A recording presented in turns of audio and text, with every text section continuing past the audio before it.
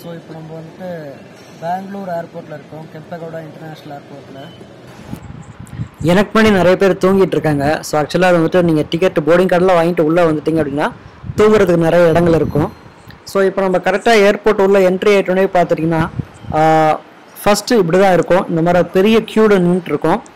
Suppose நீங்கள் வந்துட்டு கையில் போர்டிங் கார்டு வச்சுருந்தீங்க அப்படின்னா அதை கூட நீங்கள் எடுத்துகிட்டு அவங்கள்ட்ட காமிக்கலாம், உள்ள விடுவாங்க.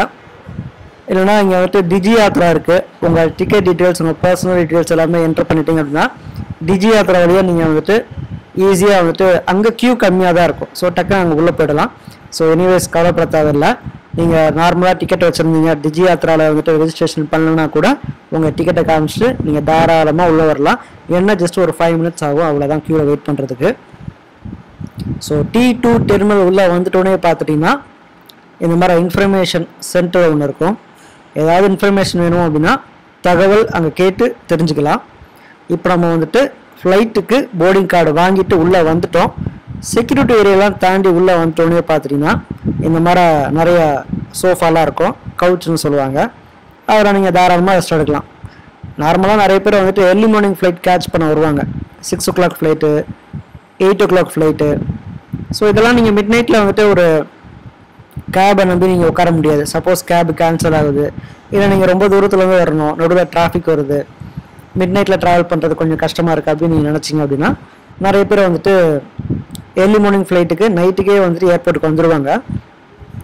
பட் ஏர்லி மார்னிங் 8 o'clock உங்களுக்கு ஃப்ளைட்னா கவுண்டரே வந்துட்டு 3 மணி நேரத்துக்கு முன்னாடி தான் ஓப்பன் பண்ணுவாங்க. 7, 6, 5 o'clock தான் ஓப்பன் பண்ணுவாங்க.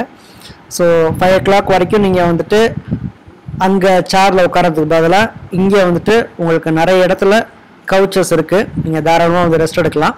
ஸோ அதுக்கு நீங்கள் என்ன பண்ணணும் அப்படின்னா வெப் செக்இன் பண்ணிடணும். ஸோ வெப் செக்இன் பண்ணிட்டீங்கன்னா நைட்டு 12 மணி கூட ஏர்போர்ட்டுக்குள்ளே என்ட்ரி ஆகி செக்யூரிட்டி செக்லாம் முடிச்சுட்டு உள்ளே வந்துட்டு இந்த மாதிரி கவுச்சில் போய் நீங்கள் தூங்கிடலாம். ஸோ இப்போ நம்ம கிரவுண்ட் ஃப்ளோர் வந்திருக்கோம். ஸோ கிரவுண்ட் ஃப்ளோர்லேயும் வந்துட்டு தூங்குறதுக்கு இந்த மாதிரி இடங்கள்லாம் கட்டி வச்சுருக்காங்க. ஸோ முக்கியமாக வந்துட்டு சீட் பக்கத்துலேயே வந்துட்டு சார்ஜிங் போர்ட்ஸ்லாம் வச்சுருக்காங்க. லேப்டாப், மொபைல் ஃபோன்ஸ் இதெல்லாம் கையில் வச்சுருந்தீங்க அப்படின்னா மறக்காமல் உங்கள் USB கேபிள் எடுத்துகிட்டு வந்துடுங்க.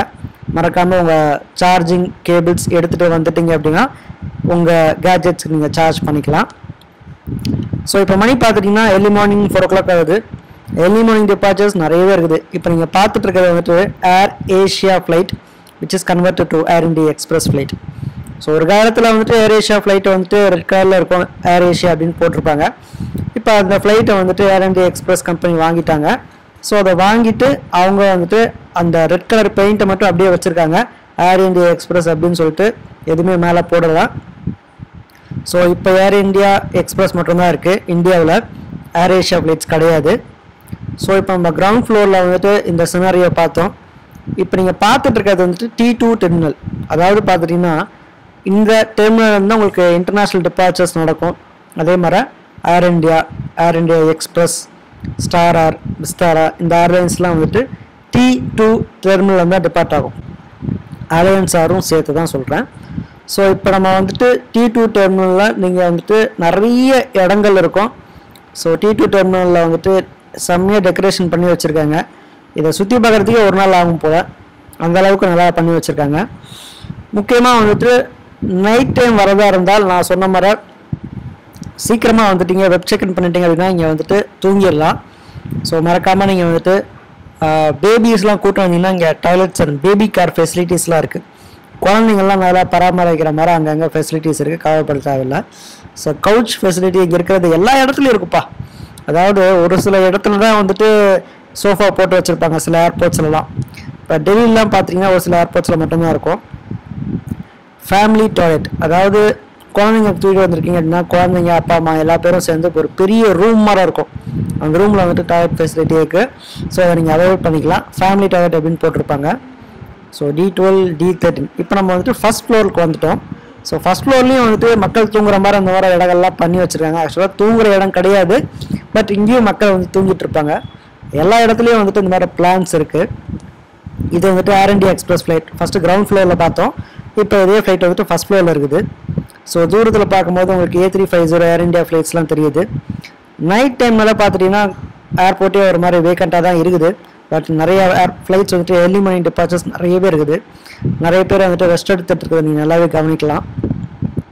ஸோ டெர்மினல் 1ல் வந்து ஸ்பைஸ் ஜெட் ஃப்ளைட்ஸு, இண்டிகோ ஃப்ளைட்ஸ்லாம் போகும். இங்கே ட்ரிங்கிங் வாட்டர் ஃபெசிலிட்டிஸ்லாம் இருக்குது. So air India Express flight வந்துட்டு சில ஃப்ளைட் வந்துட்டு ஏர் இண்டியா எக்ஸ்பிரஸ்னு சொல்லிட்டு ஆரஞ்ச் கலரில் பெயிண்ட் அடிச்சு வச்சுருக்காங்க. ஸோ மறக்காம நம்ம சேனலுக்கு சப்ஸ்கிரைப் பண்ணிவிடுங்க. டவுட்ஸ் ஏதாவது இருந்தால் கமெண்ட் செக்ஷனில் கமெண்ட் பண்ணுங்கள், அதில் உங்களுக்கு நான் ரிப்ளை பண்ணுறேன். ஸோ இன்றைக்கி நம்ம ஃப்ளைட் வந்துட்டு பெங்களூர் வந்து பாம்பே போக போகிறோம். ஸோ நம்ம வந்துட்டு சீக்கிரமாக வந்துட்டோம். நம்மளுக்கு வந்துட்டு ஏர் இண்டியா ஃப்ளைட் காலங்காலத்தில் வந்துட்டு early morning departure 7 o'clock. So இங்கே சீட் பக்கத்துலேயே வந்துட்டு சார்ஜிங் போர்ட்ஸ்லாம் இருக்குது. ஸோ மறக்காமல் நான் சொன்ன மாதிரி ஃபஸ்ட்டு உங்கள் சார்ஜிங் போர்ட்ஸ் இருந்தாலும் லேப்டாப்பு கேபிள்ஸ் யூஎஸ்பி கேபிள்ஸ் எடுத்துகிட்டு வந்துருங்க. ஏன்னா யூஎஸ்பி கேபிள்ஸ் எடுத்துகிட்டு வந்தால் தான் கேபிள் மட்டும் டேரெக்டாக போடுற மாதிரி ஃபெசிலிட்டி வச்சுருக்காங்க. சில இதில் வந்துட்டு சார்ஜிங் போர்ட்ஸ் கிடையாது. ஸோ சார்ஜிங் போர்ட்ஸ் இருக்கிற மாதிரி சீட்டில் போய் உட்காந்துக்கோங்க. நிறைய இடங்கள்ல வந்துட்டு பேசஞ்சர்ஸ் நைட் வந்து தூங்கிடுறாங்க. ஸோ T2 டெர்மினலில் பொறுத்த வரைக்கும் எல்லா இன்டர்நேஷ்னல் ஏர்லைன்ஸ் டிபார்ச்சர்ஸ் இங்கே தான் இருக்குது. ஸோ நம்ம டிபார்ச்சர் போகிறதுக்கு வந்துட்டு நம்ம ஃபஸ்ட்டு இங்கே பார்த்தீங்களா இந்த மாதிரி சீட்ஸ்லாம் இருக்குது. இங்கெல்லாம் தாராளமாக உட்காந்து தூங்கலாம், கை கால்லாம் வலிக்காது. ஸோ நல்ல தாராளமாக ரெஸ்ட் எடுக்கிற மாதிரி நிறைய ஃபெசிலிட்டிஸ் இங்கே பண்ணி வச்சுருக்காங்க. ஸோ இப்போ நம்ம ஃப்ளைட் வந்துட்டு பிடிக்கிறதுக்காக ஒரு ஸ்டெப்பு கீழே இறங்கி வரோம். ஸோ இதுதான் நம்ம வெயிட்டிங் ஹால். நம்ம ஃப்ளைட் வந்துட்டு D6 D7 கவுண்டர்ஸ்னு கிளம்புவோம். ஸோ 4:46 ஆகுது. ஸோ எல்லா டிபார்ச்சர் ஃப்ளைட்ஸோட டீட்டெயில்ஸ் இதில் தெளிவாக போட்டிருக்காங்க. ஸோ அதை அப்பப்போ பார்த்துக்கோங்க, யூஸ்ஃபுல்லாக இருக்கும்.